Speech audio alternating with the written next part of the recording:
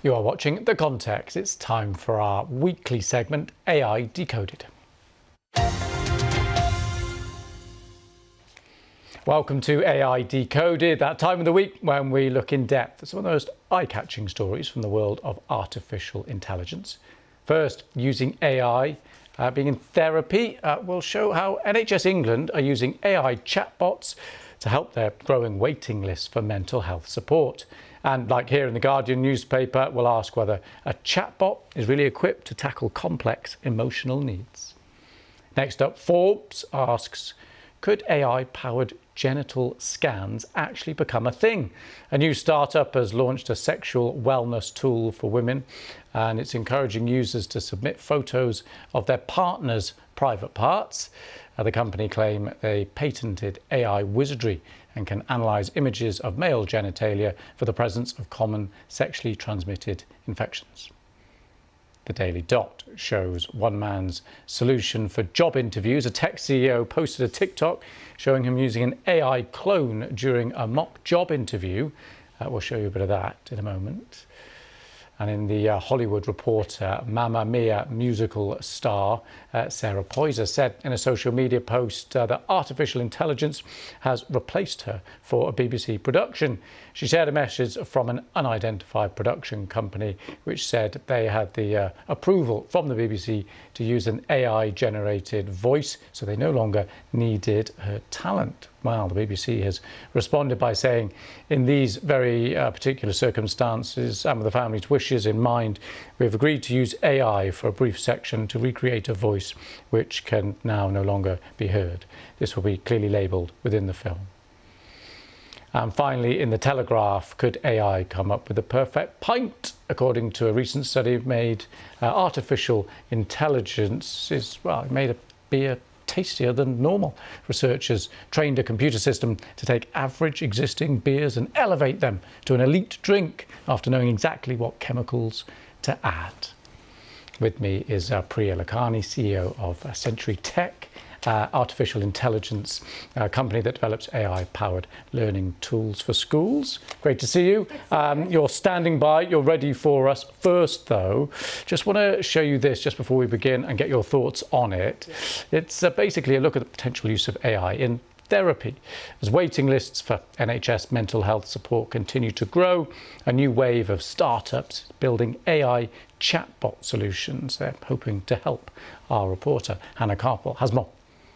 How would you feel about opening up to a chatbot? Well, millions of people now do, in what's known as AI therapy. Across England, the NHS is using the software to help tackle their growing waiting list for mental health support. One of the companies helping them is Limbic, who work with a third of NHS talking therapies in England. We've taken this data with consent from the NHS, trained it to be able to identify with very high accuracy what your primary problems are.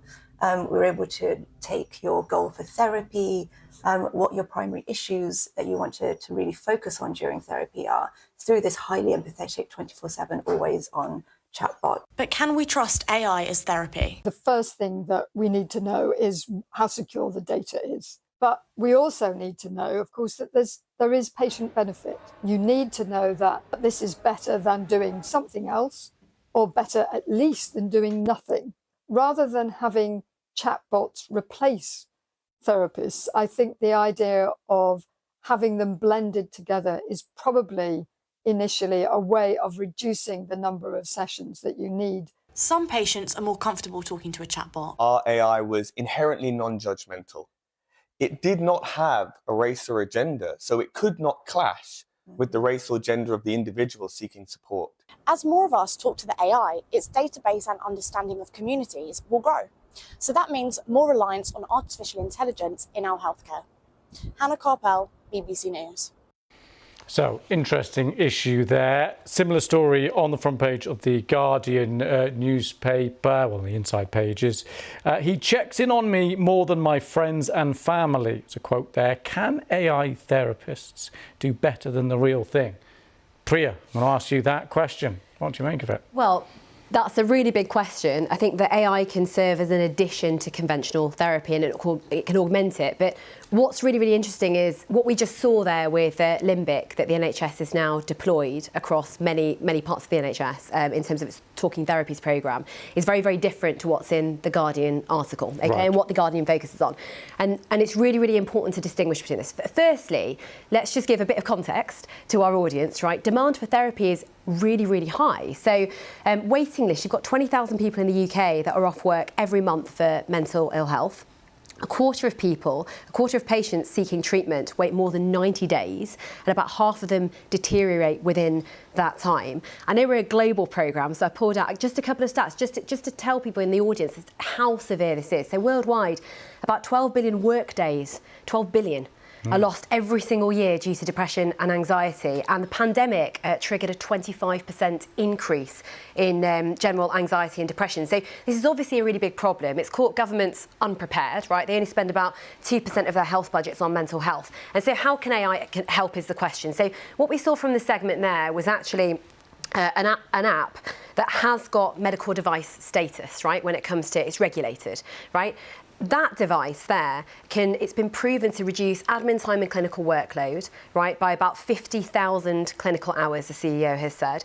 It's a support tool, it helps to diagnose mental health, and then the point is it augments the process. So then you've got a clinician, you've got an expert that you can then see. Got you. That's the crucial thing. That's there. Yeah. The Guardian, very, very quickly, yes, is about the tens of thousands of apps that are often unregulated. Right. So okay. this is the difference. Chatbot Friends, where they've fine-tuned an app using GPT, for example, okay, and people are finding solace in speaking to these apps. But there are all sorts of issues with them. So firstly, is your privacy maintained when you're talking to these apps? And actually there were some sweeping reviews. And actually the Mozilla Foundation found that they looked at 32 popular mental health apps and found 19 of them were failing to safeguard user privacy.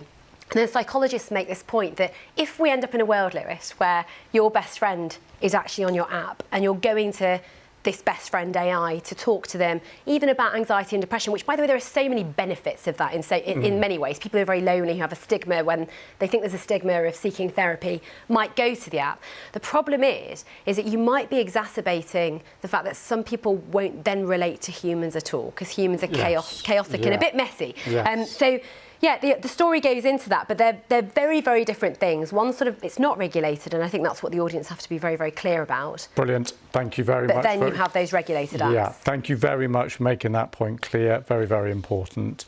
Next story, an AI app claiming to detect STIs from photos of genitals is a privacy disaster, from Forbes there. Shall I tell you about this app? This one. The problem with this app is that if you go to the website, it's called Calmara, okay, Calmara. It encourages someone who's about to get into an intimate situation. So you're in that environment, and for the first time maybe, and things are heating up. So sort of whip out your smartphone and Glad you said smartphone. And take a picture of male genitalia and to see if there's an STI. Now, I think the problem is there, right? STIs are a massive problem. 1 million pregnant women estimated to be infected with syphilis in 2016. There were 350,000 adverse birth outcomes. There's all sorts of problems with HPV. So this is clearly a problem that needs to be solved. AI can help. So they use essentially computer vision techniques, and it's an AI model called segmentation, where you look at, for example, skin, and you try and find in the pixels of a digital image an anomaly. Right, so if you're looking for a skin lesion, okay? And so the AI technology can absolutely help, but the problem is that, firstly, are people posting images into this app where there might be security and privacy concerns? I started reading it and thinking, actually, this is potentially a very good use of machine learning and AI. Yes. But then I started reading about the company, and in the Forbes article, they claimed that the company itself said that it had some elite academic partnerships. That was then removed from their website once Forbes started probing into it.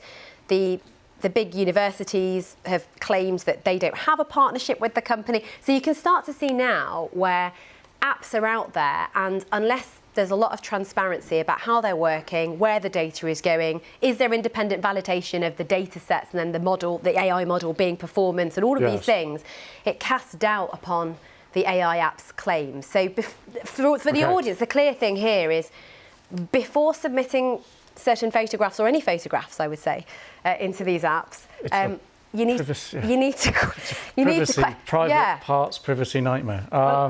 Okay. I mean, you know the research I did for that piece just there. I read the paper and saw all the images. So okay, all right. I'm not going to ask you any more about that. Let's go to the Daily Dot. And actually, just before you talk about it, let's just take a look at this video.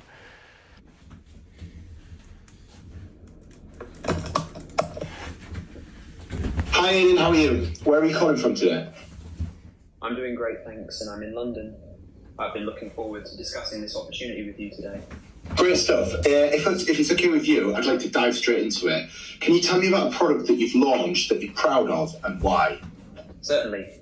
One of the products I'm most proud of is a mobile app that we designed to streamline online shopping for customers. It integrated AI-driven recommendations and a highly intuitive UI. So that's a man on his laptop with an AI version of himself doing a mock interview. That's going to be us. We're going to be replaced in the future. That's incredible. Yeah, the app claims that 80% of people who use that app are hired. It's really interesting. Lots of people use ChatGPT to help write their resumes and cover letters. Some would say that's reasonably smart. About 11% are denied the job when the employer finds out they're using it. I think in some ways, look, Lewis, it can level the playing field for people who may struggle with writing applications. I mean, the cloning of the interview, I've got a real problem with that because you can misrepresent. The AI clone could misrepresent your capabilities, your personality, your sort of behavioural skill set. Lots of companies have cultural interviews, we do, to ensure that culturally you fit, whereas if it's a clone, you know, you're not going to get that from the person. So you can see all sorts of problems with that, but I thought that was great that you had the video there because that's where this is potentially going. Amazing. And a familiar theme coming up next. AI replaces Mamma Mia musical star for a BBC production. What's going on here? Yeah, look, I'm really glad actually you added a piece to what was in this story where the BBC have said in a statement that they're actually trying to replace a voice actually that no longer exists. And I think that context is really important. But in the story, it's really talking about the significant threat to employment in this sector, for example, voiceovers. Now, SAG-AFTRA had a bit of an update a few days ago. So they negotiated and ratified actually the agreement when it comes to voiceover actors. And with voiceover actors, they've included, for example, if you're going to say that the voiceover, you know, that it's a voice actor, it has to be a human being. People will be remunerated if they're the voiceover and it's translated into a different language. And the article points to actually in the UK, maybe we should be copying our friends overseas, and there ought to be some sort of union agreement potentially for artists to protect them, because clearly it lowers cost of production, there's less recording required, so there are going to be production companies in the future that aren't in this context using AI to replace a voice that no longer exists, but it's just going to do it because it's simply cheaper. Fascinating. Right, something a bit lighter to finish. Beer, this is in the Telegraph, beer made by artificial intelligence tastes better than a normal pint, study suggests. Yeah, so they've taken over 5 years, expert taste panels. So imagine the data now, this is the important thing. Expert taste panels, so data, 50 criteria by 15 experts, tasting about 250 beers, and you've got 180,000 reviews. So you can imagine all these data sets, right? And what they've done is then they've looked at lab analyses of the chemical composition of the beers, and the AI essentially just suggests alterations or amendments to make the beer tastier, and they've actually managed to do that. I'm wondering where our drink is now, producer. I was thinking we would do a live tasting. I mean, what's going on? Some samples. So, Santo, to those who are going to enjoy this new beer, and you know, it's a new technology, and why not use it? Although some people will always just want that fully 100% human crafted beer. Wow, no, this is definitely AI I can get on board with. Definitely fan of that. Right, we are out of time. Priya, brilliant stuff. Thank you so much for that. And that's it, we are out of time. We'll do this again, same time next week.